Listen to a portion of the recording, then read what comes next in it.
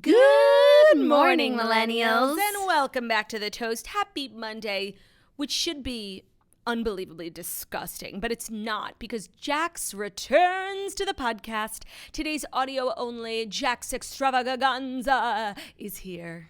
Hey, Turdy Lou. Hey, Jax, how are you doing? I'm good. Thank you for holding it down for me last week. It's a pleasure. You will be also holding some things down this week. I know you have your schedule ready to go and you're really excited about it. I can't wait to post, like, back to the maternity days, you know? Oh, yeah. So I won't be on for the remainder of this week, but I wanted to podcast today because I feel up to podcasting. And I've been going through some personal things that I'm not quite ready to share yet with everyone. I will eventually, but I did want to still do an episode and also like address my absence, but I'm just not ready to talk about some stuff. But I will. And you guys, you know where to find me. So I won't be podcasting all week because I know Turdy wants to do video. Yeah, you know me and my video. Yeah, she's desperate the IT to department, be in front of the camera. The IT department does not fuck around at Toast. No, it does not. So Claudia's going to be guesting, making the most, thirsting, for the podcast, which we love. And I love to be a toaster.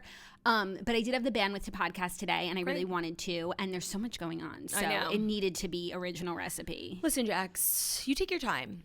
Emotionally, physically. You take your time. And just know, Turdy's got you. Thanks. Turdy-luya.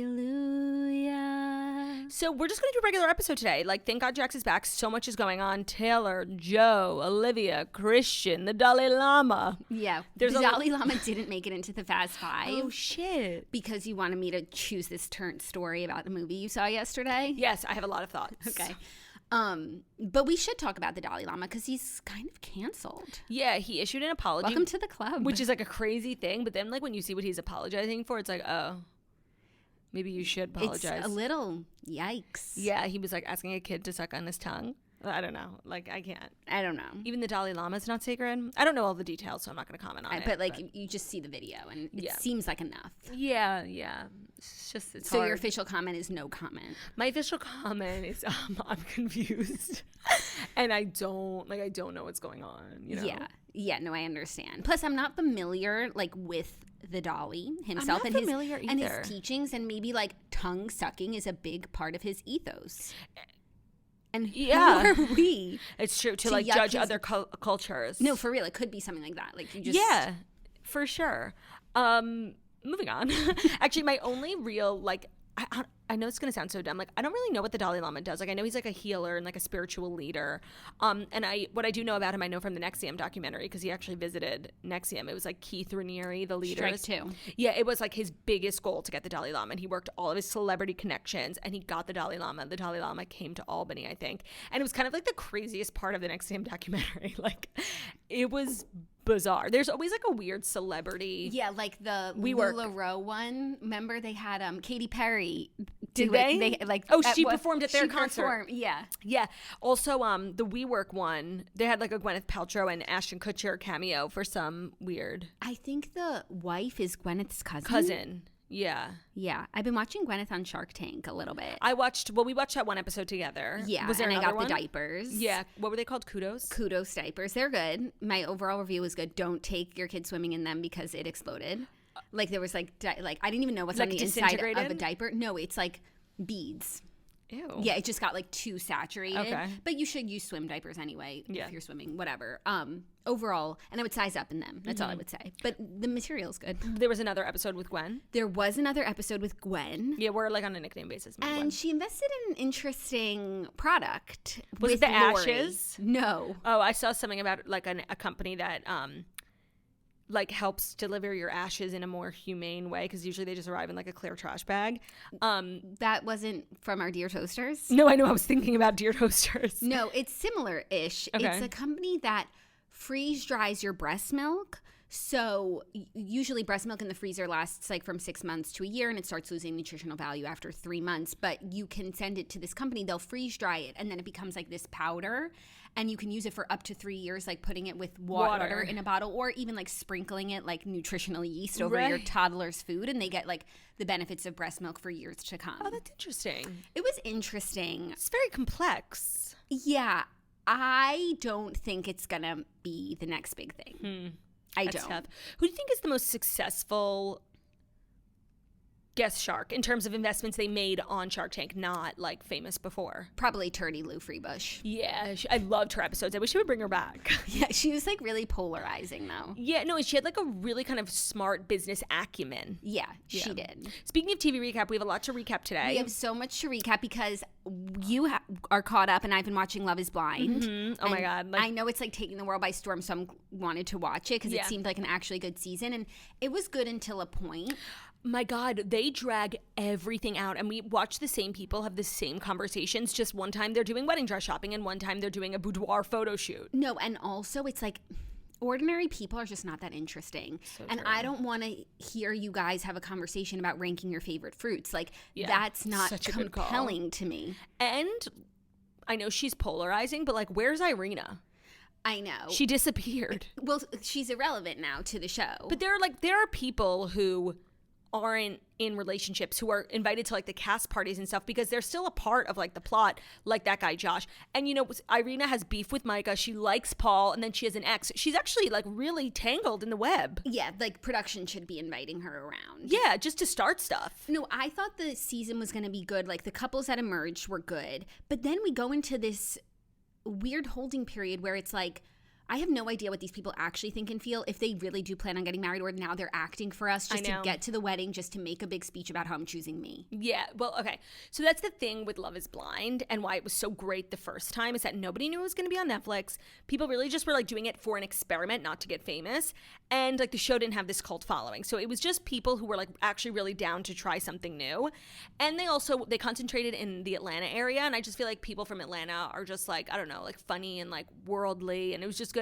This Seattle. We're definitely getting a lot of Seattle. Yeah, no. And a lot of Seattle energy. This is so not like a knock on Seattle. It's a beautiful, very toasty city. But like there's definitely like a culture there where everyone's like a little weird and granola-y. And no, like the conversations that Paul and Zach have. I knew you were going to say that. Wouldn't happen in any other city. No, so it's just like I feel like, and this is the longest season. I couldn't believe that I was watching episode 12 and we weren't even at a wedding yet. Like, so it's just a lot of content for like a group of people that I just don't think are like that interesting, especially once they go home and they're all working. Like it's always interesting in the pods and then on vacation, like they're having sex for the first time. Now at home, like it's just sad. I do agree.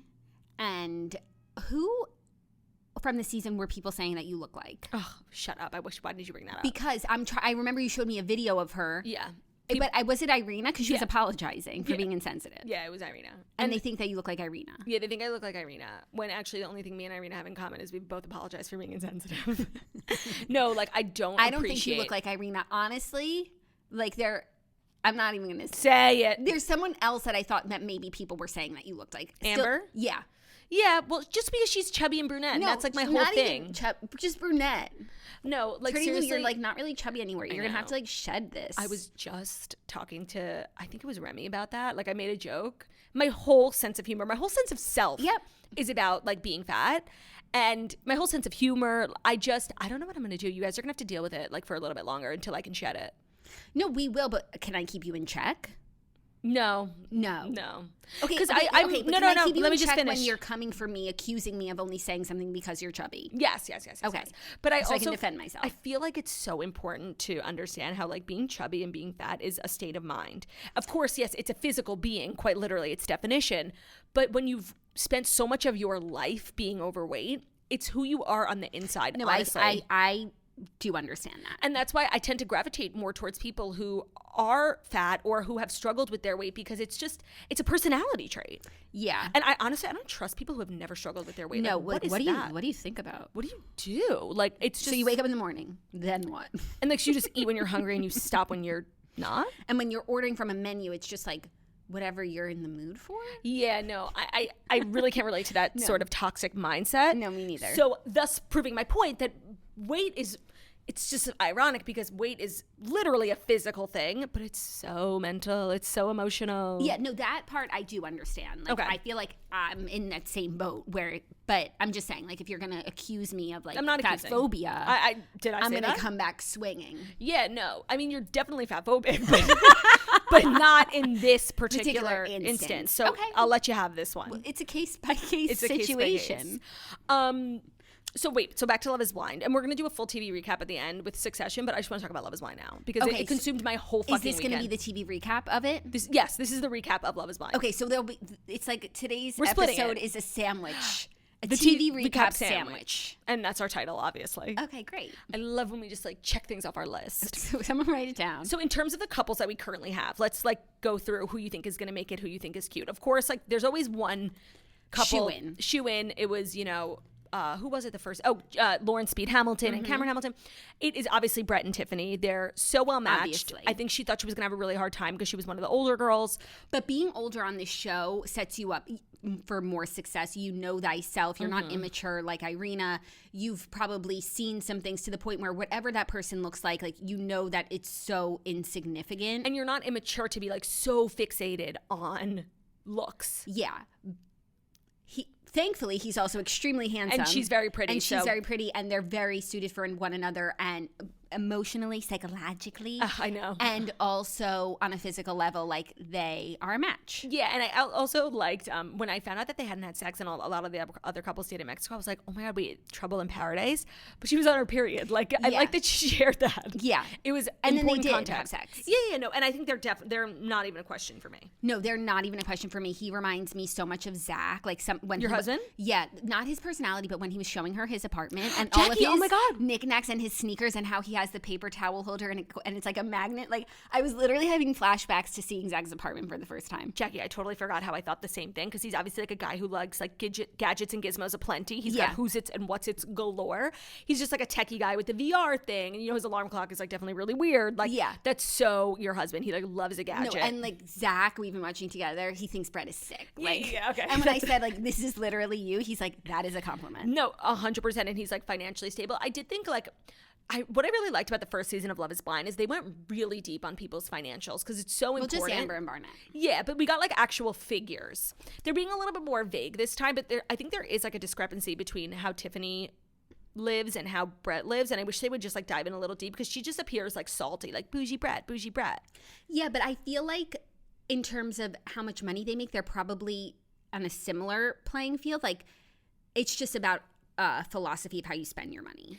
Yeah, but it's also like she had a roommate and he didn't, so there. I feel like there actually is like an imbalance. Okay, which is fine. Like it's never going to be. I'd like to hear about it more. Apples to apples, and he said like he'll pay 70-60-40, obsessed 80-20, as he should. King.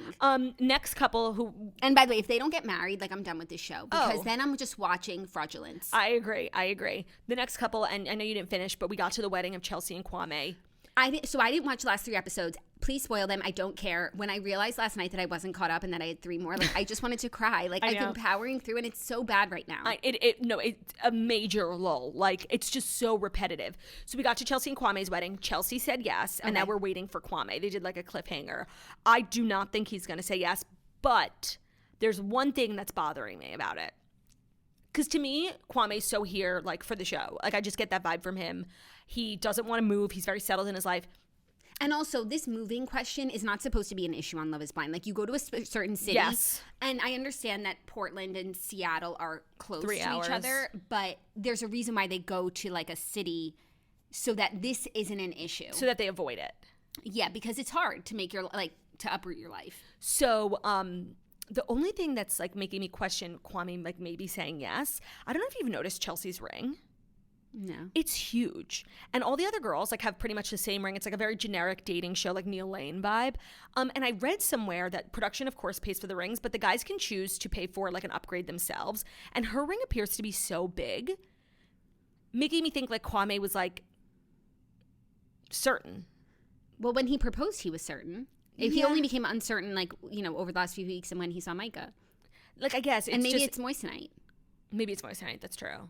But it's still, like, you'd have to pay for that. Like, it's interesting to me. That is interesting. Yeah, just a little fun fact that you observed. I was just like nitpicking because at the bachelorette party, she like showed her ring to her friends because she was like wasted. And I was like, oh my God, none of the other girls' rings look like that. Yeah, I think that they are a really good match, but I just don't know if Kwame's wants to be married down. And when they were talking about like having kids and how overwhelming that was, they were talking about like going to Cabo and laying out. I'm like, you shouldn't be worrying about that. Like right now, it looks like you're looking for an excuse. An issue, even though like these are just people who are a little bit older. So you do have to actually think about that. Yeah, but it's like that should excite you if you are older and that's what you want. And that's why you came on this fucking show. You know, I'm telling you, I think he came on the show like for fun. He gives me like kind of Bartise energy. Like, I didn't watch that season. Well, you didn't miss anything. But I'm gonna if we're guessing, I would be shocked if they got married because like it seems like they like each other. They're having fun, but it's a little too serious to like actually get married between them. I think she's obsessed with him, and he like is so annoyed by her. That's my vibe. Yeah, people were saying like. I saw people's stories like ruining it for me, saying like that Kwame is like not that into Chelsea. I haven't gotten there yet. Like I feel like he's actually they've been having a good time, but I could see him getting annoyed by her. I do like how he stays home with the dog all day. I know. It's like kind of an ideal setup. Yeah.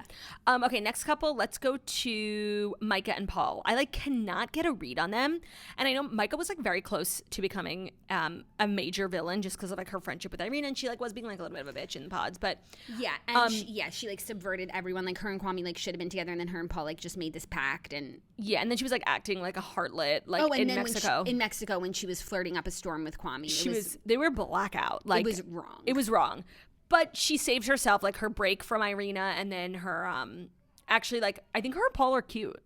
I think her and Paul are cute, but I can't get a read on them, and I do feel like it could be a big no. Yeah. And she's just going through the motions. I also don't know if like people who are so different can actually be like a match. He's so like, even when they were talking about his apartment, like he's so granola. He's like, a lot of the girls I dated like garden and wear overalls and like wear granola, and she's like very like glamour. When you saw her friends, looks like girls like we would know, you know? Yeah. Just like very kind of different. For sure. 1, opposites attract. Yeah.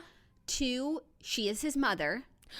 Oh my God, she is his mother. I thought that was the craziest scene. Yeah, and so maybe like, you know, they say like boys like marry their mom, so maybe like subconsciously that's what he's been looking for. Yeah.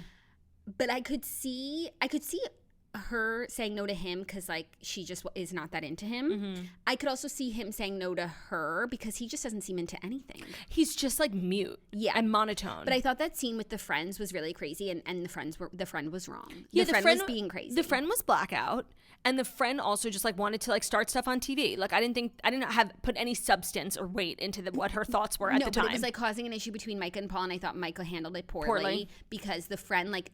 Paul didn't do anything other than just be boring in what he was saying, and the friend calls him out for being long-winded. Like, that's fucking rude. She was so rude. We just met. She was so rude. Micah should have defended her man, and that was like a bad look for everyone, except for Paul.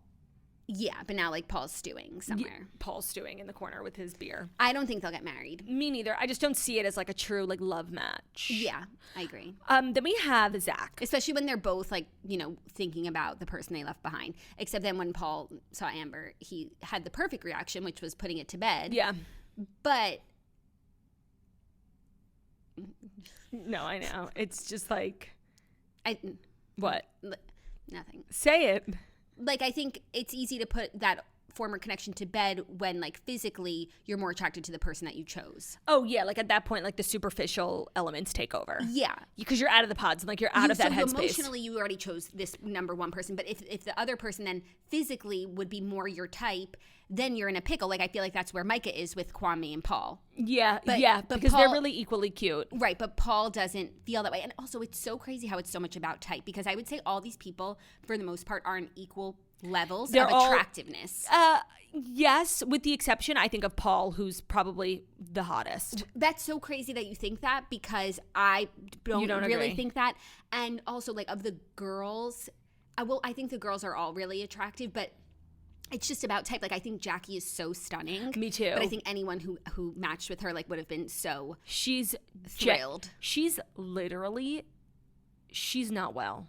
Okay, we'll talk about her because I also didn't see her crumbling. Okay, well, let's talk about her and Marshall then. Wait. But I was just saying something about the attractiveness. The plot twist of the entire show was the reveal between Zach and Irina. Yeah. And not to be rude, but I really was just like thinking when Zach saw Irina, like that he might not be obsessed. And the fact that it was the complete opposite. No, like that he wasn't cute enough for her. And then I started looking at him different because she was like saying all this mean stuff about him, that he's a cartoon. When he was in the pods, like I thought he was totally fine. Okay, so I would say like physically, just like physical attributes, he's definitely a good looking guy, but it's his manner, it's his mannerisms, it's the way he talks, the way he stares. And like, honestly, a lot of the stuff that Irina was saying, which was so rude, wasn't wrong. Like, he does have like serial killer vibes. And when she said cartoon, I know everyone is like, cartoon. I actually think she misspoke because she kept repeating herself and she kept saying fictional character, being like, oh, you remind me of someone from a movie. And he is a property brother. Like, that's what she was thinking at the time. So I don't think that was her intention, but it definitely came out poorly.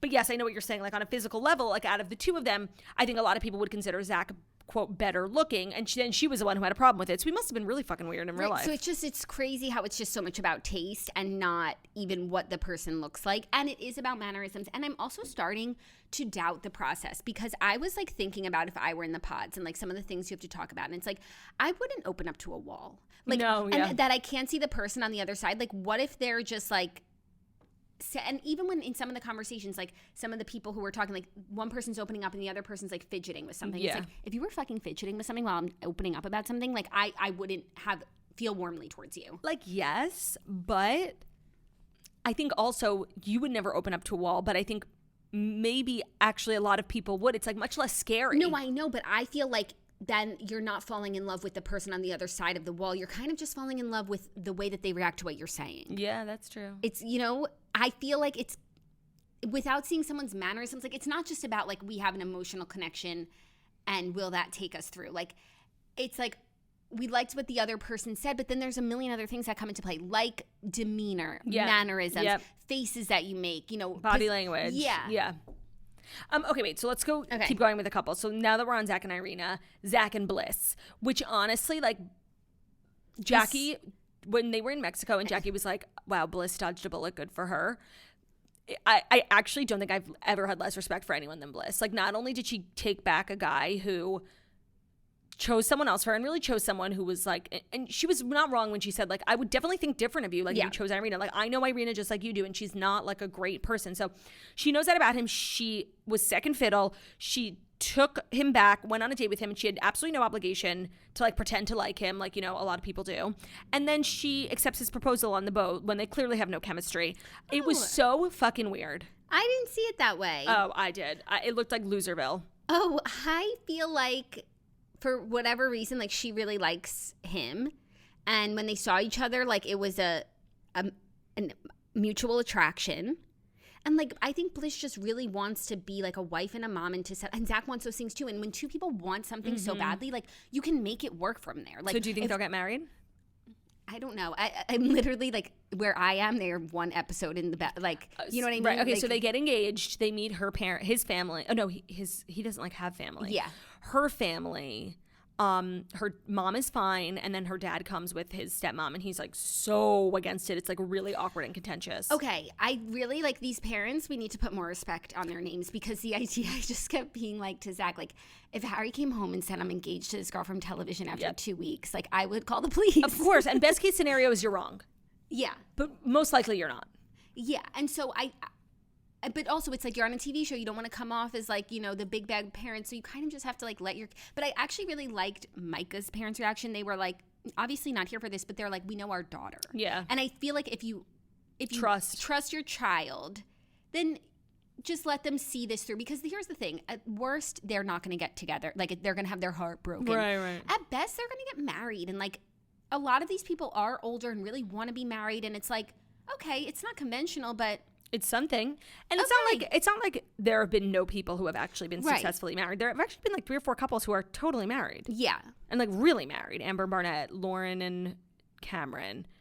Who else? So I guess it would just be like, I feel like I could maybe get over the process of it, you know, the experiment. It would just depend on the person that my child brought home. Yeah. Yeah. But it's also hard to, you know, judge that immediately. And then if you do judge the person based on like what they're giving you, then you're kind of like an asshole judgmental, you 100%. And then the final couple is... Anyways, what I'm saying is the parents are in an impossible position. Yeah, of course. But you also just like for TV, like want to just come off normal and like, yeah, this is great. And then text your kid like, what the fuck are you doing? You know? But then the kid goes to the camera, my parents aren't by here. the way, what nerve. Like Kwame's mom is not coming. Yeah, and I understand that. Of course. And she's also really mad because she wanted him to marry someone of similar background. And like Chelsea's, you know, not. And that's a tough conversation to have. I'm sure she doesn't want to fucking explain why she wants her son to marry someone from the same background. Like, that's fair, honestly. Yeah, that is fair. And then Jackie and Marshall. So what ends up happening is that Jackie and Marshall break up. She goes on a date with Josh, actually before she breaks up with Marshall. That's what the camera showed happen. She then said she went on a date with him after. Okay. But I don't care. But when she sits down with Marshall, she's like, I just saw Josh. So whatever. But everyone's like quaking over. They had this kind of contentious conversation. He's been like a really nice guy the whole time. She has some sort of undiagnosed disorder. She's very, like, her mood swings are insane. Mm-hmm. And sometimes it's funny, like when she was in the pool just like talking about all the other couples, I was like, oh, that's funny because she went from like being mean to laughing. But she has something. She's unbalanced. And he's been so calm with her and he's really been like a pee-jom. And he was just done at this point. So he was like, we're done. And he wanted the ring back. She was like, no, you gave this to me. Like, no. And everyone's like, Jackie's so evil. Give him the ring back after all you put him through. But it's like, it's literally not his ring. It's just as much hers as it is his. Production pays for the ring. Yeah. And she had just like one of the regular, like, and then in her statement, because a lot of people have been coming over, she's like, I know you guys like thought it was rude. I should have given it back to Netflix, not Marshall. Right. He was just like trying to make a point to like be dramatic, but it's literally not your ring. Yeah. It's neither of theirs.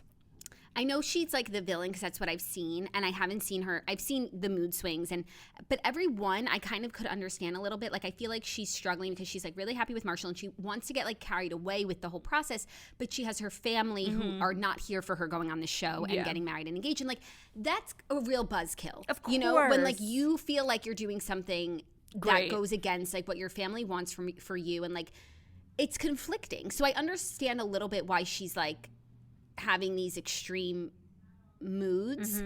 But and then, you know, she met his family and I thought they were all really sweet, and like she came out of it really quickly. Even though she was like having a breakdown before. Yeah, she was having a breakdown right before. She's just very emotional. She is, but I also feel like, and I started feeling this way in the pods first, like Marshall's a little controlling, and I feel like he was controlling when anyone else was talking to Jackie. Like that's the fucking show. Like that's insane. Like you're not engaged yet. Like that's what this is for. And like he was upset that Josh didn't like mention his connection, but like honestly I'd probably move like that too if I would be silent. Look at what happened with all the girls. Everyone knows everyone's business, and like I literally think Micah got engaged to Paul just to stick it to Chelsea. 100%. Who? Amber. Yeah. So I understand all that. I thought that Marshall's reaction was like really controlling and possessive of Jackie when it's like she's still single. She's in the game. And then when he said that he looked at her like a project. That was mean. No, it was mean, but I do think it was revealing and also true, which is like he wants to be the one to fix her and like her to blossom under his tutelage. And it's just like she's her own person. Like you don't marry someone or like get this serious with someone who because of potential. It's like do you love her as she is with all of this or not? So I don't know. I feel like they're really not a good fit for each other. No. And also what she wants is like what Marshall said, like a toxic kind of love where it's like more passionate and fiery and aggressive. Josh. And drama in the bedroom and whatnot. And so for that reason, one, for that reason, that's probably why she's still single. Yes. And two, for that reason, she's not going to be able to see Marshall for what he can bring, his good traits. Yeah, no, he's like very stable, looking to settle. He's like emo boy. Yeah. And I think she finds him to be soft. You know, he's like a little beta. Yeah. No, he's like, he's just like in his feelings, and she's not into that look. No, not at all. But I would think that in the pods, you'd get a sense of that. Yeah, no, and also you just have to be self-aware, like you're on TV. Yeah. So the weddings are coming up. We obviously don't know anything yet, which is just beyond annoying after how many hours I've spent of this show. And that's your recap. That's all, folks. It's not all, folks, because we still have a whole ass show to do. I know. I can't believe we just did that at the beginning. Honestly, I didn't think it was going to be so long. We should really cut it and just put it at the end. I really didn't think it was going to be so long. I'm sorry. I thought it was going to be like a really cute, quick moment for us. No. When they take up this much of your time and your brain space and having to hear people say like that many times, I'm going to have some feelings about it. And it's really making me look at myself and count how many times I say like. By the way, it's unbearable. Same. It's unbearable. But you also have to remember these are ordinary people. Yeah. And they're not media trained. Like, we're just watching people be people. And sometimes that can be really fucking boring. But refreshing. Yeah, unless you have a character like a Jackie or Irina. But then you're like, wow, you're so crazy. No, like, we need people like making that. the show. Yeah. I can't watch Micah and Paul all day. No. So let's dive into the stories. I do feel like it's time. Okay, Turdy-luya. Without further ado, here are the Fast 5 stories that you need to know. And today's episode is brought to you by Honey. So it is the easiest way to save money when you're shopping on your iPhone or computer. Thanks to Honey, manually searching for coupon codes is a thing of the past. Honey is the free shopping tool that scours the internet for promo codes and applies the best ones it finds to your cart. Here's how it works. Imagine you're shopping on one of your favorite websites. When you check out, the Honey button appears and all you have to do is click Apply Coupons. Wait a few seconds as Honey searches for coupons it can find for that website. And if they find a working coupon, you will watch the prices drop.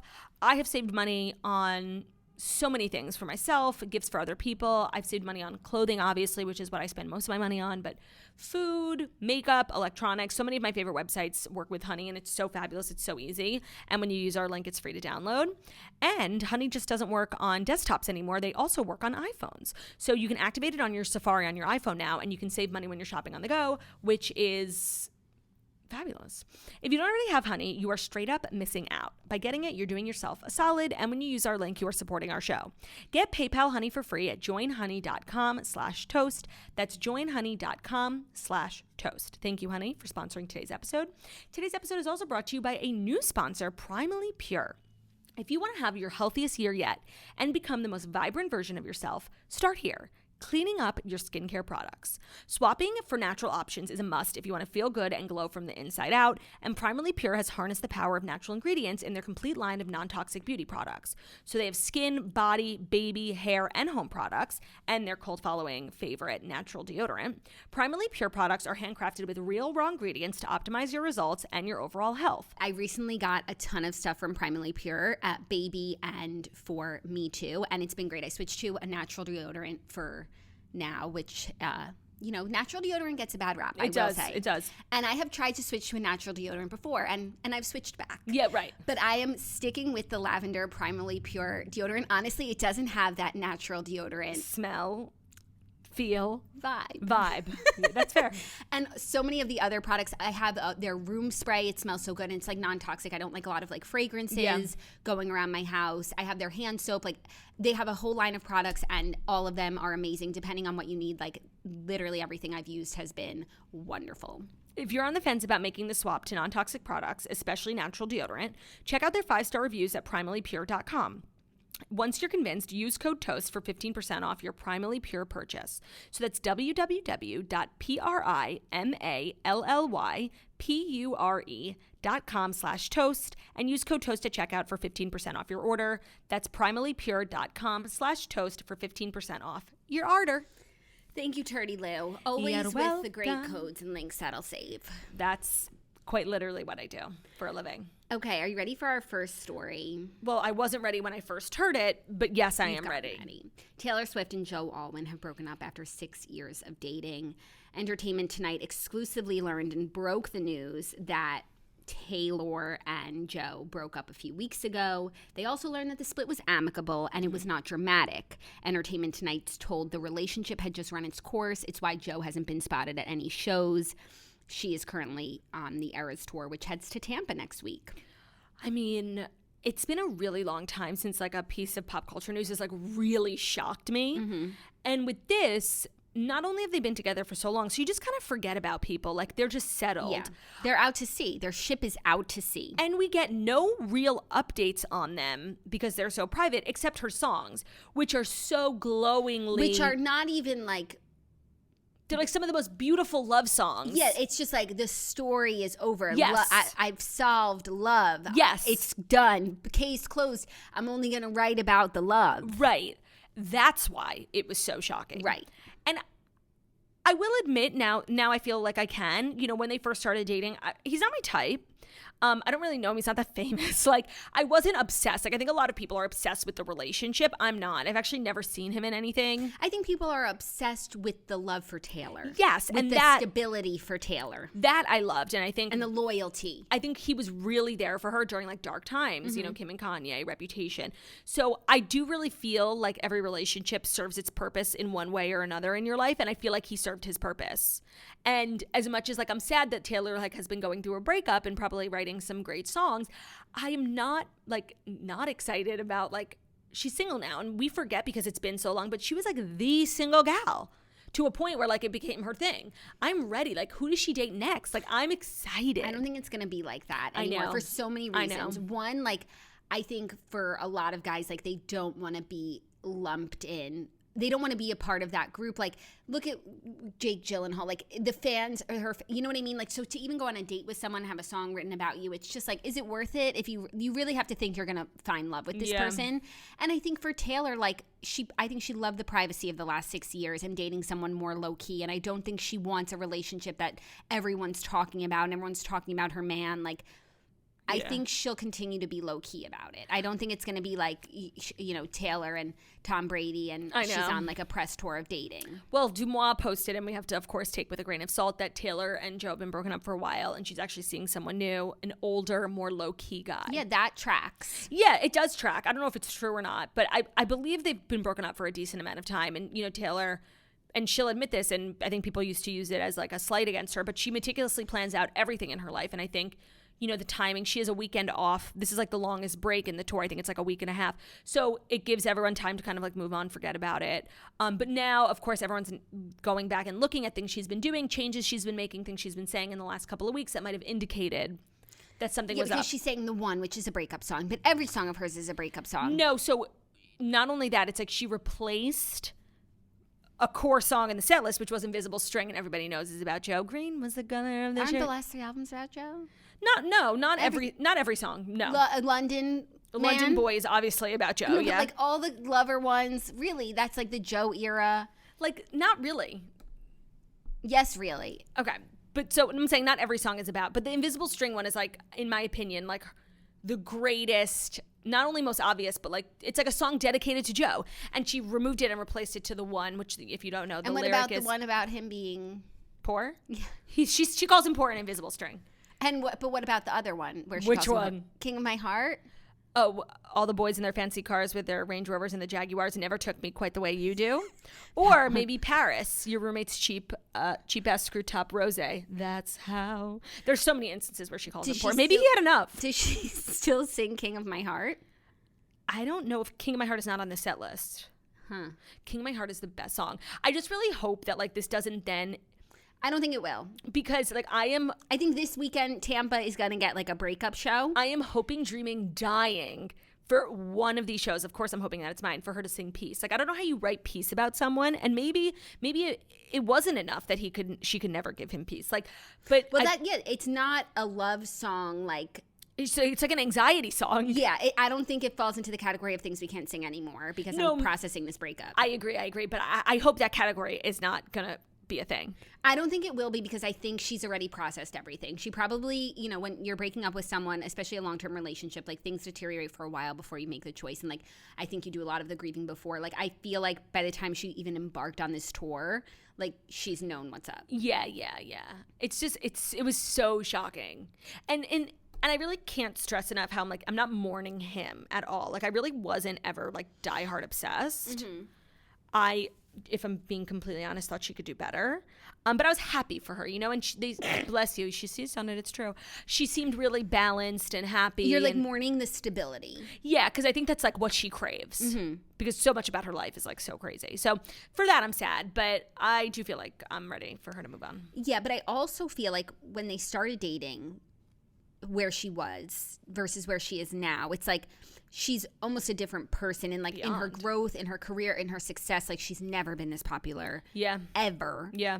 And I don't But I think she's also the type to be like, well, he was with me when I was down. Like, I'll always I honestly stand by him. I have to imagine that, like, when your life and your career is, like, predicated on so many ups and downs, like, you don't make decisions in haste, like, when you're going through a bad time. And when you're at the top, I'm at the top of my game, I don't need him now. Like, I don't think. And I also feel like, because I've just been watching I've just watched George and Tammy and a lot of movies about famous people, biopics, Johnny Cash, Walk the Line. I feel like when you're at the top, that's when it's the loneliest. Yes. And when you're climbing out of something, you have a purpose and a guiding light, and like you are driven. Yeah. But then you reach the top, and it only just like it echoes. The loneliness just echoes. So I actually feel like, even though it might seem like, oh, she's on top, she just wants to like do her thing and party and have fun. It's like, I think that's when you want like someone in your bed to come home to and to actually like enjoy everything that you've built. Yes. Having said that, I do also really feel like when we watch those biopics, it's always, you're at the top, but there's no one there with you. Yeah. I feel like Taylor's whole life has been preparing her for that. Like, I feel like she's always around her family. She's always around like her home friends. Like, she went through that era where she only had famous friends, and now she has like 2 or 3 famous friends, but they're like actual friends. I feel like she set herself up to, whenever she reaches a peak, and maybe she's in it now, maybe she's still on her way up, that she's not alone. Yeah. And that she is like fulfilled. But I could also see how like she's constantly surrounded by people. She has her friend, like, her artist friends, these people, and there's always a lot of noise. And if she ever is truly by herself, it must be very quiet. I just feel like you're just like going tit for tat with me. Like I feel like I feel like she's happy. I'm not going tit for tat. I feel like she's happy. I'm not going tit for tat with you. I'm going tit for tat with the concept of like stardom and loneliness. No, and by the way, do you know what I mean? 100%. And I think a lot of those are 100% true all of the time. But I just feel like Taylor, it's different. I really do. Like, Taylor's not a party girl. She doesn't like do drugs. Like, she's always with her family. Like, her family is and I think for a lot of stars, when they become like untethered from their families, or their family betrays them, or it's something about money, like that's when they really like lose grip of reality, and that's when they become so untethered, and they just like hang with people who give them drugs and bad influences. And the fact that Taylor has remained so close to her family is like very grounding for somebody in her situation. So I'm choosing to believe that that's what's happening. Yeah, no, I understand. It's just crazy. Like, we literally watched so many movies over the recently. Weekend. We watched Patsy Cline's biopic. We watched Loretta like Lynn, old school country. Loretta Lynn, Walk Johnny the Cash, Line, and then I watched George and Tammy. And it's crazy how it's just like everyone who's at the top is just so unhappy. Yeah. And they turn to all of this different substances, and it's like such a it's crazy how really so few people escape that. Like, yeah, I don't know. Yeah, I feel like, but maybe it's also about being an artist. Like, you can't really be like a creative person without being a little tortured. Yeah, and like searching for something.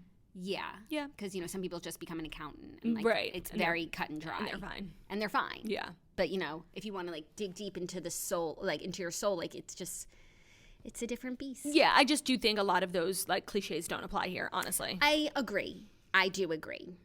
Are you ready for our next story? Yes, ma'am. Some happy relationship news. When one ship sinks, it can be repurposed, built back together, and set reclaimed afloat. wood. Reclaimed Very wood. Joanna Gaines. Set afloat with Olivia, Culpo, and Christian McCaffrey, who are engaged. She posted the announcement on Instagram Friday in a picture, carousel of him proposing to her. I think they were at Amangiri in Utah. They had taken a road trip. An RV. She was like so excited. I obviously follow her, so I was just watching the road trip. Me and too. I was shocked at how she was saying this is like her dream vacation, is to go it was not even like a big RV. Like, it wasn't like a coach bus. It was like an RV with like one room and a couch. And I was like, damn. And it was just her and Christian. Christian was driving, and Oliver Sprinkles, their dog, was there, which does make everything more fun. 100%. And I guess they drove from LA to Utah. And they stayed at Amangiri, and they got engaged. And it's so fucking beautiful. I think a lot of people like what were watching the trip on her Instagram stories being like, they're gonna get engaged. But people think that about everyone who goes on a trip who has a boyfriend. Like, people do think that about everything, but I just want to say I'm not one of those people. And you did say I did say, like, I feel like this would, because it's the off season, it's just the two of them. If you can live on an RV with someone for a number of days, you're made for life. And they're driving the bus, and like their driving skills, like, and the shower situation, and the cooking and the makeup, like, you can marry them, I believe. 100%. So I think the RV was a test. They arrived at one of the most beautiful resorts in the country. Right. And he said, that's my wife. That's my wife. And then he had no doubts. Yeah. And she looked so happy. She looked so beautiful. There were like a lot of because she got back from the trip and she got engaged, and then like there was like 2 or 3 days where she didn't say anything. Yeah, she got engaged on the 2nd, and the news came out on the 5th. So between the 2nd and the 5th, some of her friends spoiled it. Yeah, like I think her sister posted a story where there was like big balloons in the background with like one of those engagement ring balloons. Yeah. Whatever, like it's all good. No, it's all good, and it's all like good news. Right. You know? Spoiling good news is not spoiling. Yeah, and it was fun for the fans. Yeah, I'm happy for her. Like I think he's so cute, and I just love that. I love this for her, especially as like a Niners girl myself. Yeah. It's like a big Bay Area queen. I'm thrilled. It also it hits harder, like having just watched the Culpo show and like just knowing what she's about and what she wants out of life, and it's like this is what she wants. Like she wants to be married and settle down and have kids, and that she's on the path to all of that. I'm so happy for her. It also hits harder just like knowing that she's now joining like an elite WAGs crew over in San Francisco. We know we have Kyle Juszczyk and his wife, you know, iconic toasters. By the way, I was just saying this to Ben because when we went to San Francisco with Kyle and Kristen for the 49ers game, I met Claire Kittle, who is George Kittle's wife, and she's so cute and so nice. And I'm not like a big footballer. I hadn't heard of George Kittle before that game. When I tell you not a day goes by that I don't see George Kittle now, it's like, you know, when you don't know someone or something and then it's everywhere you go, George Kittle. And I said, I'm like, Ben, George Kittle's everywhere. And Ben's like, yeah, he's also like having a moment. He's like coming up right now. Like he's on all these podcasts and he has like a bunch of friends who have like big shows, YouTube shows. So he's popping up everywhere. But like, I swear to God, I'd never heard this man's name in my life. And now not a day goes by that I'm not thinking about George Kittle. Yeah. It's just how life works, you know? It is, and I do agree with you, though. Right? You see him everywhere. Yeah, he's everywhere. But I also now follow Claire, so I see him everywhere. That I see him every day on my Instagram. By the way, I follow her too. That's also it. But also Ben said he's like having a moment because like he was like had a really good season and like, you know, there's like a lot of, you know, when it rains it pours. Yeah. As Liz Lemon once said. Yeah, so this is great for the Niners gang. I know, so it's just like another elite marriage. Oh, and think about the wedding, like all the WAGs are going to be there. I mean, she's so, I don't know who wouldn't want to dress her. Like she's so stunning. She's got like a custom Versace dress or something. But I think she's also like quite traditional, and so yeah, by the way, she is like, I think her family is like kind of religious, like there's gonna be, and her and Christian are religious. She said on the show that like when they get into fights and like they can't see their way out of stuff, like they pray together. Oh my God, that's so cute. So cute. Speaking of prayer, total tangent, but I did want to talk about this because I saw an interview this morning and I've been seeing a few that Blac Chyna has been on this kind of like press journey, and actually she's going by Angela White now. I don't know if you know that. She is having like quite literally a come to Jesus moment. She got all of her filler dissolved. She quit OnlyFans. She was baptized. She's having she said this, quote, demonic tattoos removed. She's like a woman of Christ now. She looks so beautiful. I saw this interview she did, and honestly, like the interviewer was like gushing over her, and he was just like, how did you come to this place? She's like, you don't see it when you're in it. I was like happy doing all the things that I was doing, and then one day I like found Christ, and I was like, I can't believe I'm living my life this way, and I'm putting all these toxic things in my body, and this is how I'm making a living. And honestly, she sounded so lucid, and I've never ever in my life been a fan of Blac Chyna. Like clearly I'm a Kardashian stan. We literally have the word China. Right, we literally invented a word after her. I was so happy for her. She looked so healthy and happy, and you know, salvation is real. Salvation is real. Well, I was just watching George and Tammy, and eventually, I don't want to spoil it, but by the end of the show, George finds Christ, and it's just, it can be really good for people. It's amazing. It's for people who are struggling with a myriad of things. Like first his friend who was like really an enabler the whole show. Then one day just like him and his wife found Jesus, and like they weren't about that life anymore, and he kept trying to get George to see the light. And finally George does, and it just changes everything for him. Yeah, and I'm not obviously not a Jesus girly. And I'm not speaking like Jesus. No, but belief in a higher power. Right, like a spirituality, whatever religion it is. It can be so grounding, I think, especially when you run in, like, you know, Hollywood, which can be like, you know, hedonistic. When people treat you like a god. Yeah. And then it's hard to have perspective. Yeah. I just thought it was a really powerful interview. If you can catch, she's been doing a bunch. Like, it was really interesting. She went on podcasts. It was good stuff. I'm really happy for her. Yeah. We said Christ. And the Kardashians are like weirdly religious, so maybe this could not be weirdly. Like not weirdly, sorry, underratedly, yeah. Maybe this could be common ground for them. They can, you know, take the kids to church. Yes, I agree. Yeah, I think it's good. I think it's all good. I'm happy for Olivia and Christian. Me too. I'm obsessed beyond. Yeah. Okay, are you ready for our next story? Yes. an update in the in-law saga. I know. That's I saw. taken over. I'm obsessed. The Beckhams are celebrating Brooklyn and Nicola's first wedding anniversary together. So Brooklyn and Nicola, happy anniversary. They are together with Victoria and David. Took a photo, posted it. With a cake. With a cake that had like photos on it. I bet Brooklyn cooked it himself. And, you know, they're putting up a united front. Victoria posted the photo. Nicola posted the photo, like, happy to be celebrating their anniversary. Yeah, and I'm just at a place now where nothing they do or say or post will convince me otherwise. Like this. Even Victoria, though. Yeah.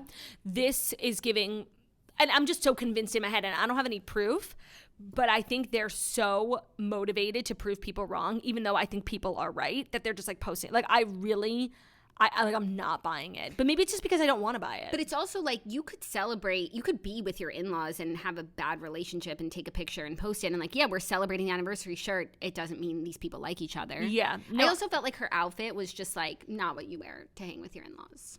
Yeah, she was like definitely like downplaying the whole anniversary because she hates the marriage. No, not Victoria. Oh, Nicola's outfit. What was she wearing? She's wearing like a crop top and short. Like that's not appropriate. That's yeah. not what you wear with your in-laws. And especially everyone else is wearing like pants. It's clearly like the air conditioning's on in the home. It's just not like in-law outfit. There are outfits for certain things. Just like when Selena was going to dinner with Drew Taggart, that wasn't a date outfit. Right. No, this is not an outfit that you wear with your in-laws. Yeah, I'm just at a place in my life where I don't know what it would take for me to someone to convince me that these four get along. I just know there's problems, and no photo is going to convince me otherwise. I'll have to see it in person. No, but I think that there can be problems and there can be a photo. Yeah, of course. But I think this photo was posted to placate us and try and convince us that there's nothing going on when I know that there is. Yeah. And I will not be fooled, Jackie. No, I don't think that you would be. I will not be. But happy anniversary. Be that I will not. The first year of marriage, they say, is the hardest. Have you experienced that? No. The fact that this was a year ago, we've been talking about them for a year, is so crazy. Like, not to make everything about me, but what a year. Like, so time flies. I know, but it does feel like a year ago when they came on our radar because we never talked about them before their wedding. It does feel just really quick. Yeah, I remember when we talked about their wedding. Yeah. And we were just like... Did you still live in New York? Yeah. Oh, okay. A year ago, April. Yeah. We were just like, what do these two have to worry about? There's all the money in the world to pay for the wedding. More money, more problems. And then it started to all unravel. It did very quickly. It was actually very fast. Do I think the first year of marriage is the hardest? I don't remember it being hard, honestly. Yeah. So no. That would be a no. Great. That's just my opinion. It's not.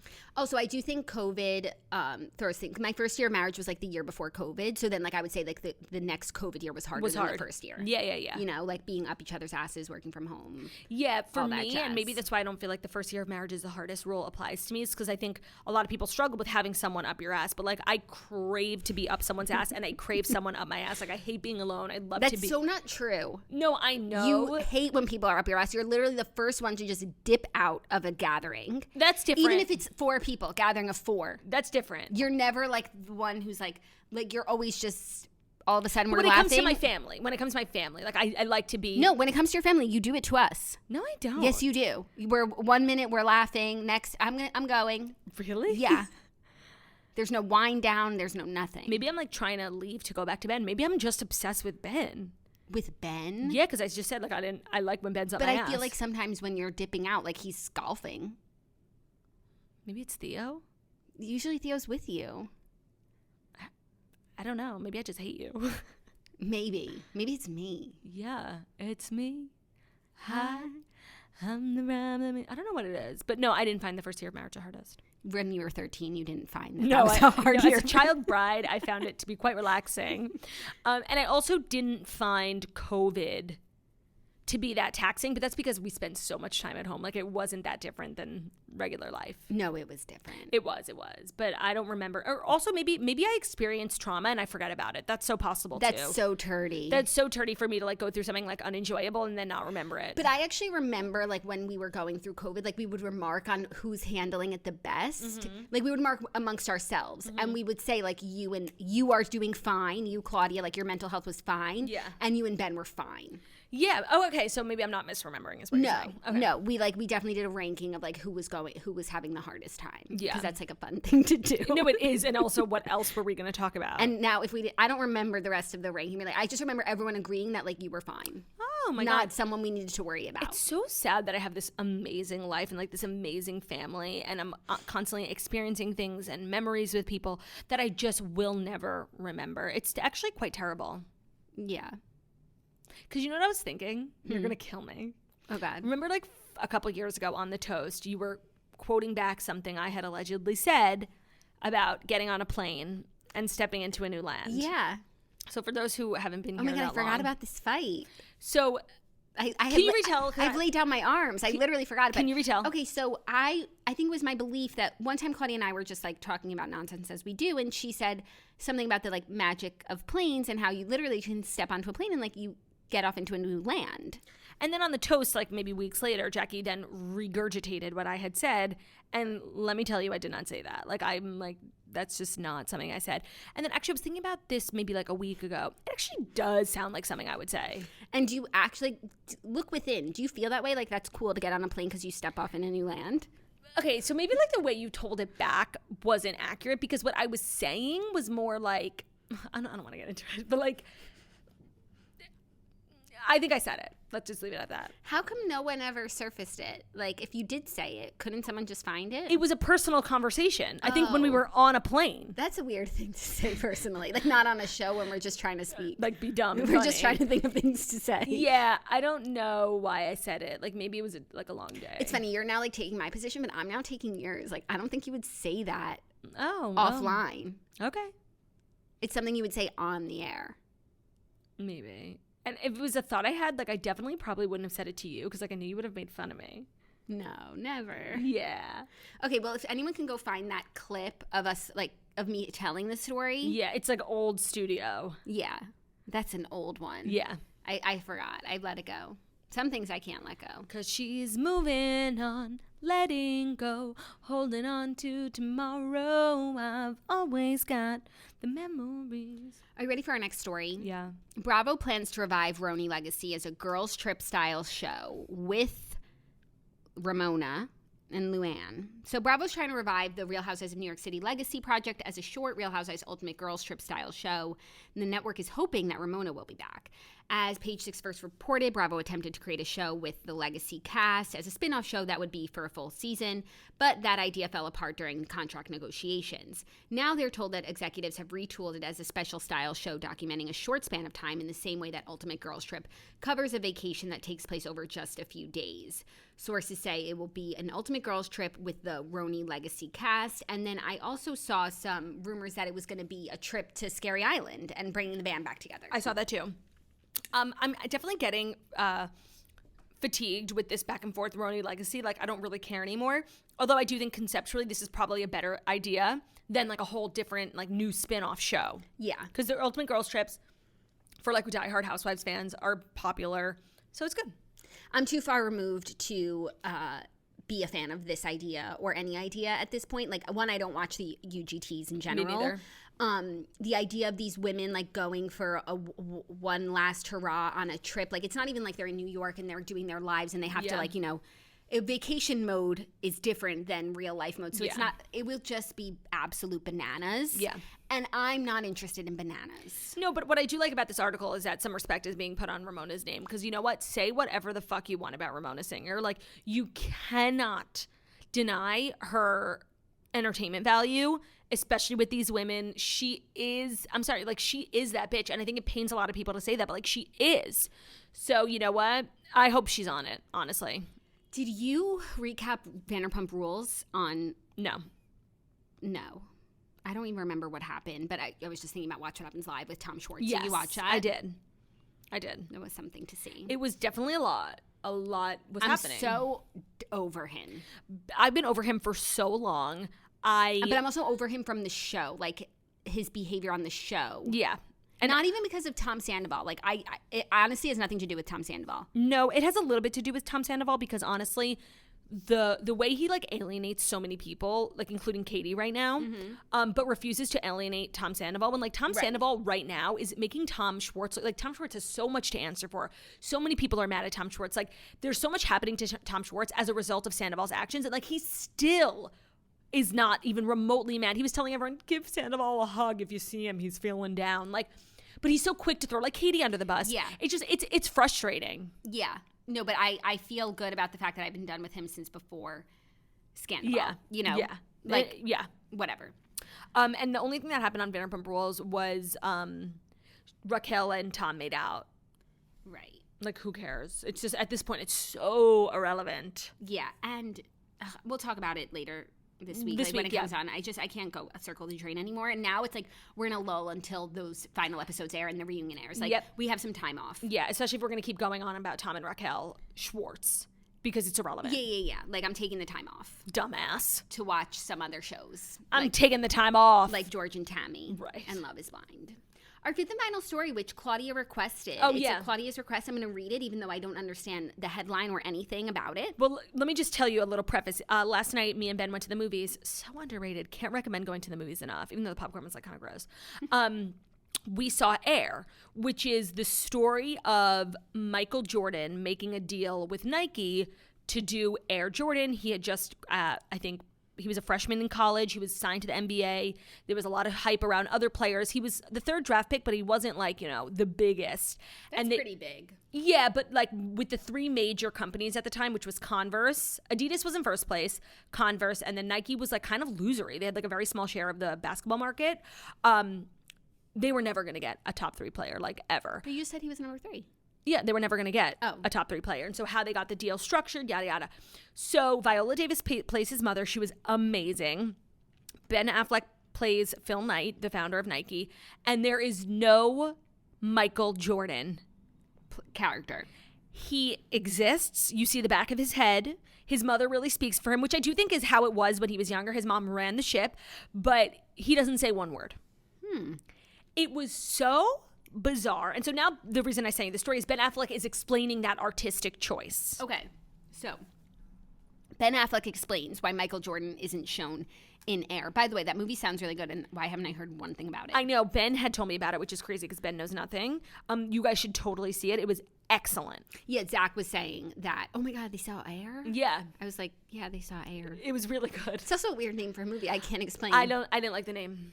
Even though it's like a word, and it's what the shoe was called. Yeah. It's not a title of a movie. Air Jordan would have been a better It's name. not a title of a movie. I agree. Air.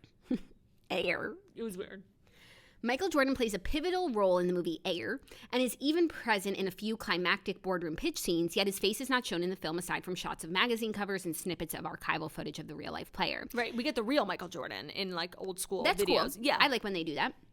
It's a bold choice for the Amazon Studios film because it's all about the Nike executives wooing. Claudia explained this. This is what Ben Affleck said, quote, this is what someone asked him. How do you tell a story about Michael Jordan and never see him? When you are that person, when you become so much more than a hero or an athlete or even an icon, you start to become an idea to people. You touch them and just start to represent hope and excellence and greatness. You are one of a kind. There is no way I was ever going to ask an audience to believe that anybody other than Michael Jordan was Michael Jordan, which was also out of my own naked self-interest, frankly, because I knew it would destroy the movie. You will see him in archival clips in the movie, but you will see Michael Jordan as he truly is in his authentic, masterful genius, which exists for all of us to see. It was a deliberate choice. I thought he was too majestic to have anyone impersonate him, and as I told him, you're too old to play the part. It was a terrible choice. Disagree. You disagree with what I'm saying? With Ben Affleck. Yeah, it was such a bad choice. Confusing. Misleading. And I really, I don't feel like it was deliberate. I feel like maybe, I don't know. It was my only real problem with the movie. Especially because I understand what he's saying. Like now, Michael Jordan is this larger than life, real legend. But at the time, he was like just a kid and he was like doing what his mom said. Like, I really feel like it wouldn't have made, and didn't have to make him a huge part of it, because at the end of the day, it was all his mother. She made the deal, and it was her idea that, okay, you're going to pay Michael this big amount, but like you're selling shoes with his name on it, we get a percentage of every sale. And that had never happened before. A royalty deal. It had never happened, and it changed. Now, moving after that, every player who has a line gets a percentage, and it's like, yeah, this money is being made off the likeness of a player, and the player and their family should get that money in addition to Nike. Yeah. So it revolutionized, and it was all her. So I get maybe him not being the biggest character, but okay. Yeah. And they talked about him so much. And then finally, when they got a meeting, I'm like, all right, well, we haven't seen him up until this point, but we got a meeting. Literally, his parents get out of the limo, and oh my God, the actor who played his dad, I thought was Michael Jordan. Like, it was a perfect casting. They could have found someone. Like, no, they could have. And it's crazy that we're having this conversation after watching all these biopics. It's like, right. You can get Elvis, you could do Johnny Cash, like all these people are really larger than life and in the stratosphere, and we play them all the time. Yep. And sometimes it's not, obviously, like, you know, Joaquin Phoenix is no Johnny Cash. Of course, but he did his best. But we get to see the story of Johnny Cash, sure. Yeah, it was so... And they could have had Michael's son play him. It was so dumb, Jackie. And Larsa could have been there. Literally. It was so dumb. That's dumb. Yeah, I really liked the movie. I didn't know much going into it, so I was surprised that, like, the whole movie from start to finish is the making of the deal. We never get to see, like, the deal come to life and then what happens after. No, they torture us. I know, and I was just... and they gave statistics at the end, which are so unbelievable. You know, to this day, Michael Jordan makes passive income every year, and they didn't tell you what percentage. He has a small percentage of Air Jordan. He doesn't leave his house. He makes $400 million a year. It is the craziest thing. And so I just wanted to see a little bit more. Like, literally, they sign the deal and the movie ends. I'm like, come That's on. torture. They always do that. They only focus on, like, the tumultuous times. And yeah. when those are, like, a small fraction of all the good times. Even when I was watching George and Tammy, like, all the years, the albums that they did, the success they have, was literally, they showed a montage of a bunch of albums, like, being dropped down. Give us the good. Like, give us the joy. No, only the heartache and the torture. Oh my God, it was, like, so painful. But it was excellent. And Jason Bateman played, like, a pivotal guy at Nike. Matt Damon played the guy at Nike. And Ben Affleck played Shoe Dog, Phil Knight. And if I was Phil Knight, like, I would have a problem with the movie. Because, yeah, Phil Knight is, like, known. He was, like, he traveled to Asia and, like, found all these, like, Buddhist principles and brought back and started Nike. And, like, he's definitely, like, a little, you know, out there. Woo. But they made him out to be, like, a freak, a moron. And it's like, you don't build Nike by being a moron. Like, come on. Like, yeah, he's weird and he doesn't wear shoes around the office, but he is a smart guy. Apparently his book is good, Shoe Dog. Yes, it's apparently, like, the go-to business book. It's, like, the best one. Ben started it and never finished. That's so bad. It's so bad. I keep saying finish it. I'm like, maybe the movie will encourage you to. Oh, we don't have another story because that was 5, but we did have our 6th man story of the day, which was about Ben's shoe on Friday's episode. Ben's shoe. I didn't know what you were talking about for a second. Ben's shoe was on Friday's episode. So I do want to kind of address the elephant in the room, which was on Friday. I told you guys how excited I was about trying something new with our cameras. I bought a second camera for our studio. I tried something. It definitely needs work. You know, the angles aren't right. I'm actually tinkering. I'm going to head to the studio soon and work on it. But I got dragged. I got dragged to Phil with people being like, this sucks. And my fucking husband's shoe was in the frame the whole time. I'm sorry for what happened on Friday on YouTube. I am, even though I still think it looked really good. Like, you could still see both of our faces so clear and up close. Like, isn't that what we want, to see facial reactions? Yeah, no, you were focused on the face, which I do think is the primary. Yep. But you weren't focused on the wallpaper, the spritz, and the shoe, and the table, and then the shoe. It was day one, and it was a Friday. Like, my God, floating shoe. Yeah. Yeah, but you did also ask people, what do you think of our new setup? So then you got 100,000 comments saying Ben's shoe. Okay, so I'm gonna work. Ben's Shoe Dog. So tomorrow, like, we'll be in studio with 2 cameras, and let me just say, I don't want to know what you think. Okay, great. But I don't want feedback. But I watched the episode, and I saw the comments, and I was like, I wonder if she asked people for their feedback. I did. Because everyone's twice. giving feedback. I did twice, actually. Right.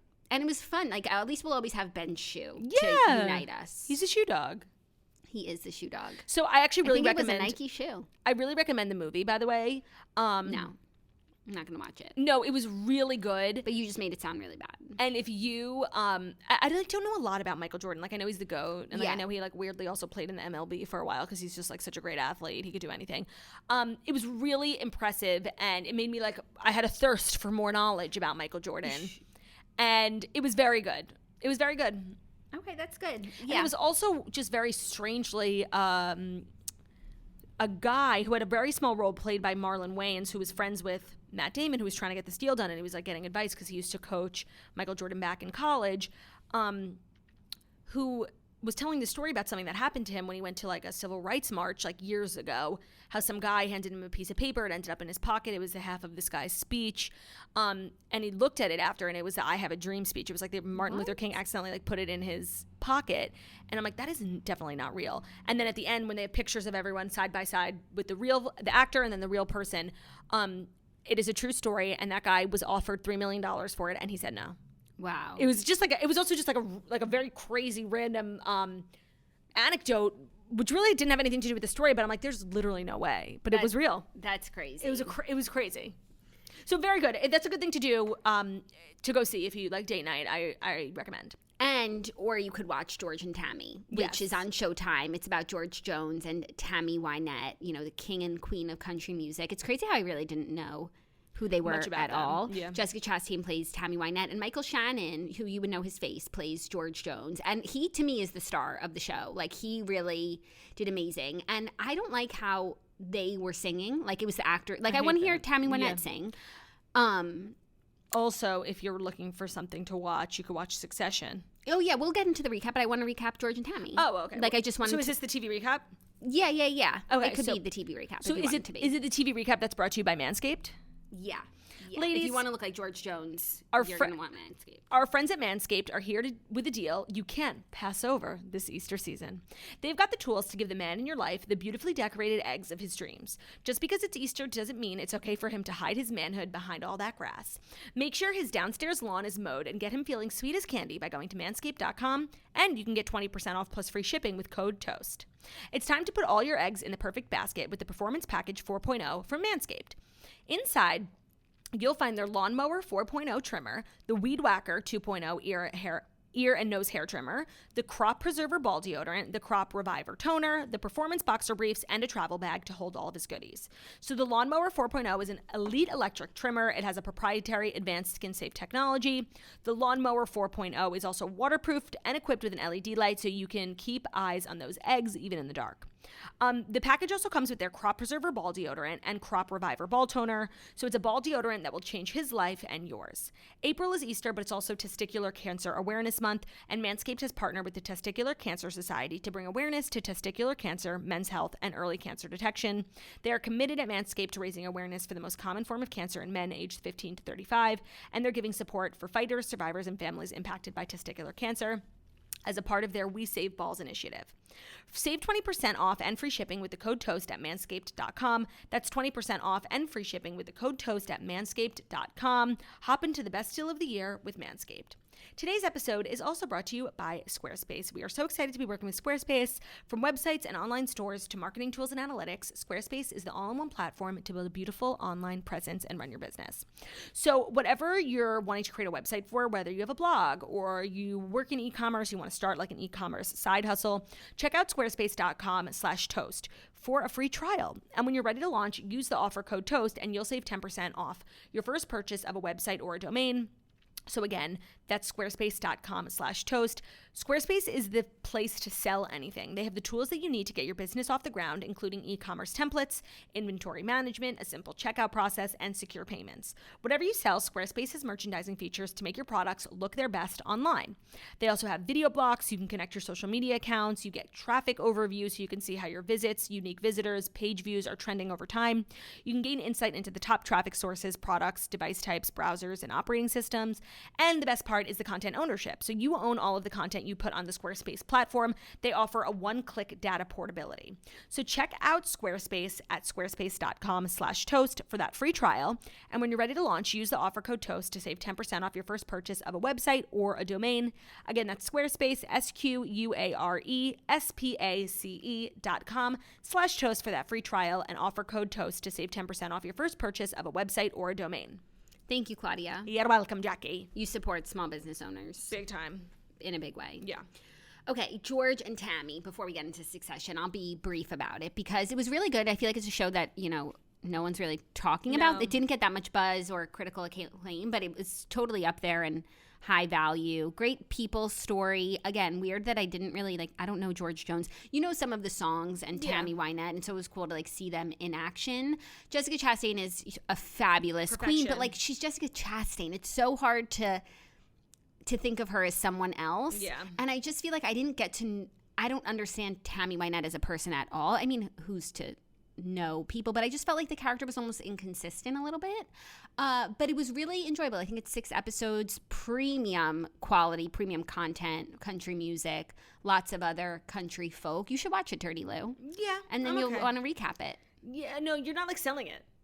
No, it was good. It's a crazy story. Like I didn't even know that they were, you know, king and that they were like in love and recording music together, and it was just like really cute. They would literally like get together and write a song about getting together. They got married. They wrote a song about that. They get into a fight. Like the whole world was a part of their relationship via their songs. I didn't know that they were like such a, I guess like Garth and Trisha, but we don't even know about Garth and Trisha. Like we don't know anything about them. Do they even live together? Like no, like Garth and Trisha are like first lady and president of country music, but like not really. Yeah, like her tour bus literally said first lady because she was the first lady of country music. Oh, who's? Tammy Wynette. Oh, I thought you were talking about Trisha Yearwood. No, like Trisha Yearwood doesn't really even like perform or write new music that much anymore. She has like a cooking show. She's very much like she's like a celebrity. Yeah. So it was interesting to like, they had this huge larger than life. It's like, I can't imagine living through like being a fan of theirs. There was so much content they were giving. I also feel like Faith Hill and Tim McGraw are probably more like of a comparison, right? Yeah. Yeah. I don't know. Garth is just so big, but that's what the thing. George Jones, like he was the king of country music. He was bigger than her. Bigger than Tammy. Yeah. Well, when they met, yes, and then like he had a drinking problem. He was on the decline. She was on the up. Did she get as big as him? Yeah. I think it's Faith and Tim. You think it's Faith? I think Trisha and Garth are really not equal. No, I agree with that, but I think Faith and Tim are not as big as George and Tammy were. Right. But They're Tim's really big. Yeah. I feel like there's one other country music couple that kept coming to mind. Like, it would have been like Blake and Miranda. I know. If they had stuck it out, they really would have been like the next. Tammy and George were only married for 6 years. Oh. And like the whole show is like, you know, they were always like each other's one. But then when you look at their whole life story, I didn't think that they were. Like they tried to make the case, but like she was married 5 times. She was so in love with George. But they were married for 6 years, and then she married someone else and was married to him for 20 years. Oh, so he wasn't the one. But the 20-year relationship was extremely nefarious. Hate to see it. Yeah. No, I don't want to spoil anything.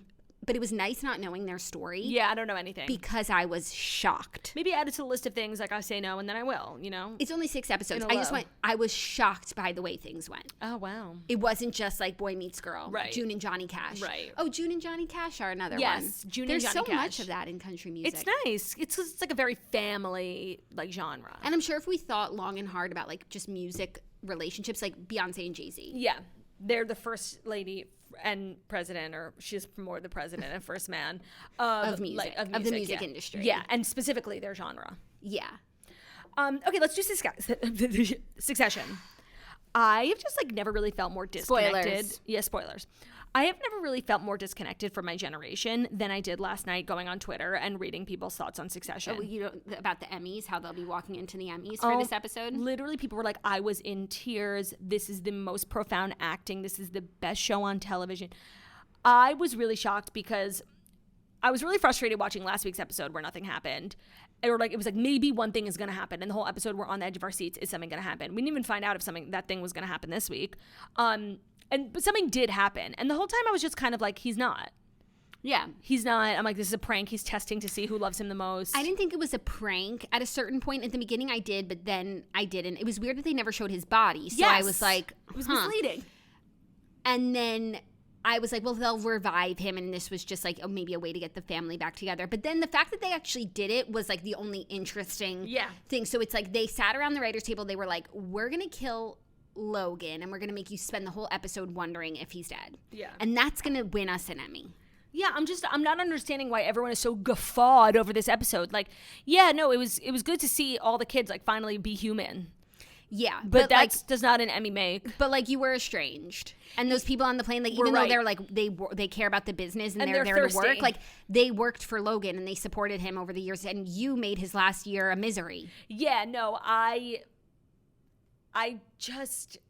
was not feeling anyone or anything. Like Connor, everyone was pissing me off, and I don't know why they didn't show us his body or face. It was very bizarre. It's giving like Bart Bass, like he's coming back. Yes. I literally, and like the only one who went up to see his body is Roman, and like Roman knows that he's still alive, and there's a whole But that's plan. like so not this show. I know. It's not a soap opera. It's based in realism, which I appreciate. If only it was a soap opera and dramatic things happened. Yeah. Instead, we're now like, so the only thing that's happened this season is that Logan has died, because the first episode with the Pierce acquisition, null and void. Everything that happened in that episode is irrelevant now. second episode, Gojo, will they, won't they back out? We still don't Irrelevant know. now. Because you know what? Now if they want to back out of the deal, the kids have to go and ask that guy for more money when literally that guy called Kendall and said, you will not get another penny out of me. And Kendall's been knowing that. And Kendall sent his dad to Switzerland Yep. knowing it was a moot point. They also can't buy Pierce without the sale. No. So they're not going They're anywhere. being so dumb. No, so now the show is about, did you watching that coming up? Now the show is about who is the new CEO. Oh, and that was the question in episode 1 when Logan had his health scare. So in 4 seasons and in 1 whole year, you never figured out who's going to succeed Logan. And no one is up for the task. They need to bring in outside help. There's really not one character I unequivocally like. No. Except Colin. The driver. And he like got one scene and it was like actually really sad. That's like his friend. And like, I felt sad for him. Besides that, like I know this is going to be a hot take because everybody loves him. I fucking hate Cousin Greg. Like he's so inept. I hate everyone. And I know the show is like satire. I get it. I don't like it. But it's not. Like I know people say that, but it's not because like satire is really funny. And I know that. But, like, no one's laughing when you're watching. Maybe there's one good joke every episode. But you know who's making the joke? Logan. Yeah. And now our comic relief is and gone. any sense of, like, smartness is gone. Everyone else is so fucking dumb. Yeah. And even the people who work for Logan, at least they have, like, you know, business savvy. Mm-hmm. But they're all just, like, scared of what's going to happen. That scene with Kerry was odd. Well, she was weird when she was, like, cackling. Smiling. But they were just happy to be rid of her. Yeah, no, and they were being funny, like, about her. But it was just weird. Like, why was she smiling? I have no idea. But, like, she's irrelevant now. And I do acknowledge that there's a lot that goes on in the show, like, in terms of business and then just in terms of, like, writing that definitely goes over my head. I, like, don't understand this show. No, do you watch with subtitles? Of course. Then you'll understand. And here's what you need to understand. And everyone speaks like that. Yeah. Well, is it in play? Because like everyone's always nervous all the time. No one is cogent except for Logan. I've come to dread the show. No, and now without my only character who I liked, I'll finish the season, but I'm not watching it week to week. Is that okay? Like, oh wow. Last night was painful for me, and I was really tired, and I wanted to go to sleep. It was a painful episode, and Ben, who watches with me but doesn't know much, I like explain, but he doesn't know like the backstory. He's like, "This show's terrible." I'm like, "No, I know." No, the plane. He was in the bathroom, and when Tom was like trying to convey at first what was going on, it was so. How painful. do these people reach these levels of success when they can't speak? Communicate? Yeah, no, it's a good question. So, but let's just give predictions. Who do you think takes over?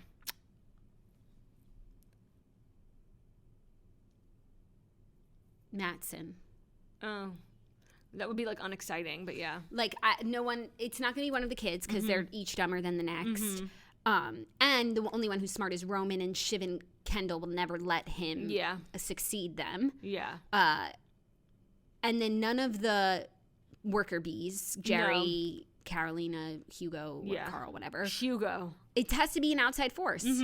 Tom thinks he's up for it. I know.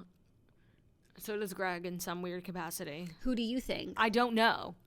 There's no like obvious choice. No. They're all inept and they're all like just dumb and annoying. I like hate the show. Hate. Yeah. I don't know if I hate it because like when you start to hate something, like you always like have a way of making me then hate that thing. But like I think I hate it because like it's bad. No, last night was. I just don't know if I'm so influenced by my older cool sister who's like always smart, you know? So sweet. But no, you would have hated last night regardless. Horrible. It was torturous. I'm happy Connor got married. Yeah, me too.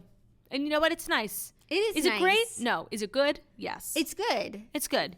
Can't expect to be like so happy in every part of your life, you know? No, and like she's growing to love him. Yeah. And she's really supportive of him. Yeah, and she just feels, and they have like an understanding that like, yes, he has money and like she's craving that sort of stability, but you learn to love the one you're with. Yeah. It's nice. It is. It's not like anyone else has a relationship. So to true. ship. Okay, well, that's our show. That was a Succession recap. That was your TV recap sandwich. your TV recap sandwich. It was stuffed with lots of meaty TV recaps. So meaty. Make sure to keep an eye on the Toast Instagram today because I will be posting the schedule. We have 4 guest co-hosts. Claudia worked really hard on the schedule, so I did. everyone let her know how I was amazing bothering it like is. everyone I knew to get like good people, so just keep that in mind. Is there a day in particular you're excited for? Don't say who, but just a day. No, they're all like equally good, honestly. Interesting.